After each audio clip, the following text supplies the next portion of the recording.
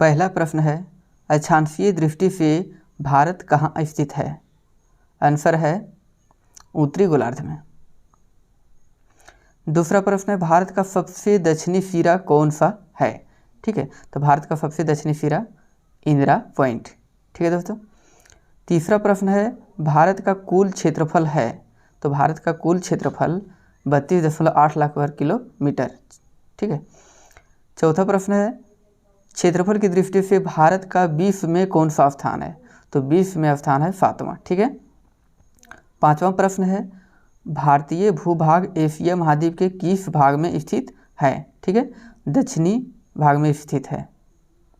छठा प्रश्न है, उस राज्य का नाम बताओ जो अंतरराष्ट्रीय सीमा तथा समुद्र को स्पर्श नहीं करता। तो मध्य प्रदेश स्पर्श नहीं करता है। ठीक है। भारत के दक्षिण में स्थित द्वीपीय देश कौन सा है? तो भारत के दक्षिण में द्वीपीय देश मालदीव है। ठीक है। सुएज नहर कब बनी थी? तो सुएज नहर 1869 में बनी थी। प्रश्न है, मिजोरम की राजधानी कौन सी है? मिजोरम की राजधानी आइजोल। क्षेत्रफल के आधार पर भारत का सबसे छोटा राज्य। ठीक है, क्षेत्रफल के आधार पर सबसे छोटा राज्य गोवा।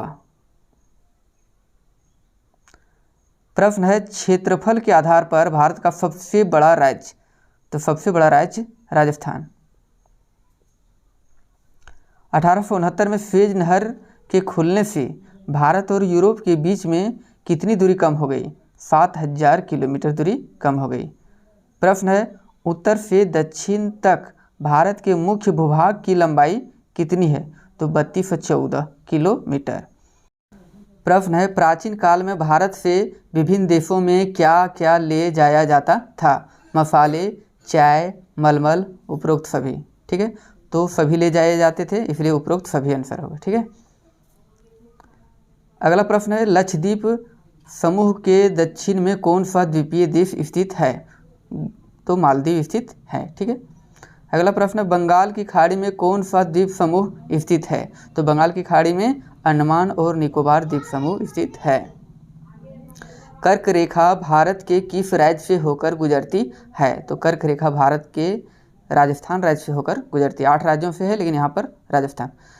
भारत और श्रीलंका को अलग करने वाली जल संधि का नाम क्या है? तो जल संधि का नाम है पाक जल संधि।